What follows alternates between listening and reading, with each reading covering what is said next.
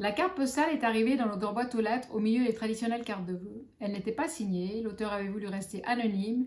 Il y avait l'opéra Garnier d'un côté et de l'autre les prénoms des grands-parents de ma mère, de son oncle et de sa tante, morts à Auschwitz en 1942.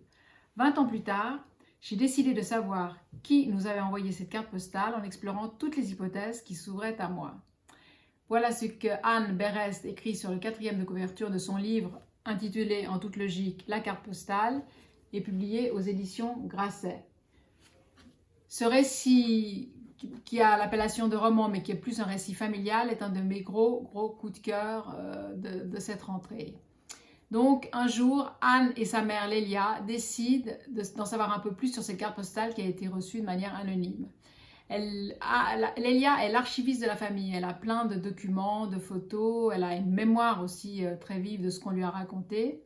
Donc Lélia et Anne décident de remonter le temps, de raconter l'histoire de la famille Rabinovitch qui a dû s'exiler de Russie, de Lettonie, de Palestine, qui est arrivée en France en 1927 et qui à peine quelques années plus tard sera déportée à Auschwitz. Seule survivante, Myriam, la mère de Lélia, la grand-mère de Anne, mais qui a réussi à se cacher et qui, par culpabilité et par chagrin, ne voudra jamais parler de cette période ni de sa famille.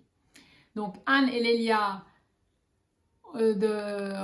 mènent des recherches, reconstituent l'histoire, c'est pour ça que ça s'appelle roman, je pense qu'il y a des périodes qu'elles n'ont pas réussi à combler, donc elles imaginent, elles inventent, elles reconstituent. Donc c'est à la fois une saga, à la fois un récit intime. À travers cette histoire, Anne parle aussi un peu d'elle. C'est une période de sa vie où elle attend son premier enfant. Elle est immobilisée chez elle, a le temps de réfléchir, de penser et donc de mener ses recherches dans une longue complicité avec sa mère. C'est un livre absolument formidable. J'ai tout aimé. Il n'y a pas une ligne de trop, même s'il fait plus de 500 pages.